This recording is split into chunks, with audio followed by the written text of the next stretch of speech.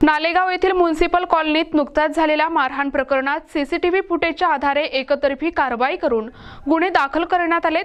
मात्र मारहाण करणाऱ्या समोरच्या व्यक्तींवर पोलीस प्रशासन गुन्हे दाखल करत नसल्याचा आरोप करत स्थानिक महिला आणि युवकांनी जिल्हा पोलीस अधीक्षक सोमनाथ घारगे आणि तोपखाना पोलीस स्टेशनला निवेदन दिले आहे। निवेदनाद्वारे संबंधित व्यक्तीवर गुन्हे दाखल न झाल्यास तोपखाना पोलीस स्टेशन या ठिकाणी ठिय्या आंदोलन करण्याचा इशारा देण्यात आलाय।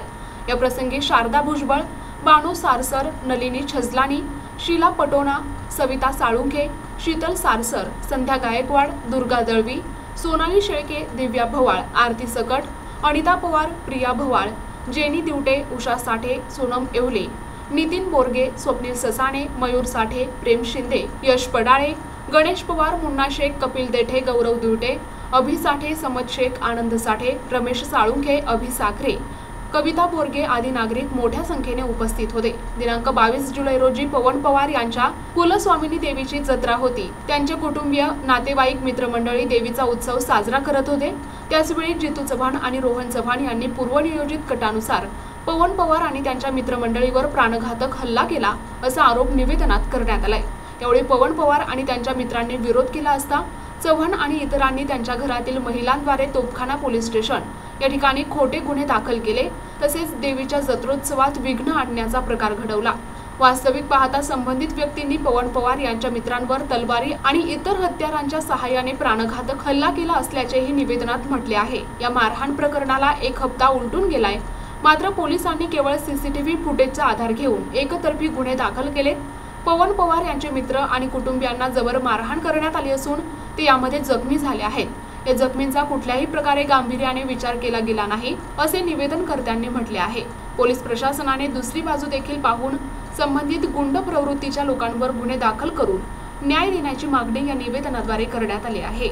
म्युनिसिपल कॉलनी नालेगाव इथे जी घटना घडली होती त्या घटनेला आता आठवडा उलटून गेलाय।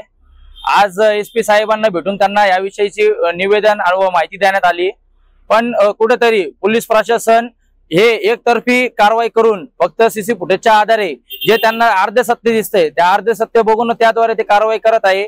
ज्या आमच्या मित्रांना, भावांना या ठिकाणी मार बसलेला आहे, त्या ठिकाणी ते जखमी झालेले आहे, त्यांचा आतापर्यंत कुठल्याही प्रकारे गांभीर्याने त्यांचा विचार केला गेलेला नाहीये। समोरच्या व्यक्तीने अजून कुठल्याही प्रकारचा गुन्हा दाखल करण्यात आलेला नाहीये। फक्त व्हिडिओ फुटेजच्या आधारे फक्त इमोशनल गोष्टी बघून फक्त पोलीस प्रशासन व संबंधित अधिकारी हे एकतर्फी विचार करून या गोष्टीला एकतर्फीकडे नेण्याचा प्रयत्न करत आहे। या ठिकाणी आज आम्ही एसपी साहेबांची जी आहे एसपी कार्यालयात जाऊन भेट घेतली, त्यांना नाण्याची दुसरी बाजू देखील समजून सांगितली, पण त्यांचं म्हणणं कुठेतरी आलं की नाही, या तुमच्या घडलेल्या गोष्टी या कुठेतरी फुटेज मध्ये नसल्यामुळे ते त्यांना गांभीर्य त्यांनी घेत नाहीये। त्यांचं असं म्हणणं आलेलं आहे की आम्हाला गोष्टी व्हेरीफाय करायला वेळ लागते। तोपर्यंत जो आमच्या मित्रांवर हल्ला झालाय त्या हल्ला करणारे जे आरोपी आहेत ते या ठिकाणी नगर शहरामध्ये खुलेआम फिरत आहे व तरी आमच्यावरच कुरघोडा करण्याचा प्रयत्न जो आहे त्यांच्या वतीने चाललेला आहे। आज म्युनिसिपल कॉलनी मधील माझ्या माता भगिनी, माझे मित्र परिवार या ठिकाणी सगळे आम्ही तोपखाना पोलीस स्टेशनला आलेलो आहे। या ठिकाणी जर आजच्या घडीला जर गुन्हा दाखल झाला नाही तर इथंच आम्ही ठिय्या आंदोलन देणार आहे आणि जोपर्यंत संबंधित जे आरोपी आहेत त्यांच्यावर गुन्हे दाखल होत नाही आणि आमच्या मित्रांना न्याय मिळत नाही तोपर्यंत आम्ही इथून हलणार नाहीये। त्यांनी माझ्या मुलाला बी 15-16 टाके पडलेले आहेत, पण त्यांनी तरी पोलीस प्रशासन अजून काही कारवाई करू नाही राहिलेले, एकतर्फी कारवाई करू राहिलेले आहेत। आणि ज्यांना जे मुलं नव्हते बी त्याच्यात त्यांची बी नाव घेतलेले आहेत, जे मुलं गेलेत ते असे याच्यापूर्वी नाही गेलेले की हे आमच्या मुलाला मारून गेले, ते त्यांची फुटेज दाखवू राहिले, पण त्याच्यात पुढे काही मारहाण झालेली कसलीच नाही दाखवू राहिली, तरी त्यांची कारवाई चालू केली ना। आमच्या अजून 4-5 दिवस झाले पोरांना मारलेलं आहे, पोरं अजून ऍडमिट येतं आणि त्यांनी तरी बी कारवाई काही करू नाही राहिलेल्या मुलांवर, म्हणजे अशी याच्यावर कारवाईच नाही। पोलीस प्रशासन अजून काहीच नाही, पोरांना पोलीस कंप्लेंट घ्यायला गेलेले नाही, काही करू राहिले। प्रतिनिधी मुकुंद भट, NTV न्यूज मराठी, अहिल्यानगर।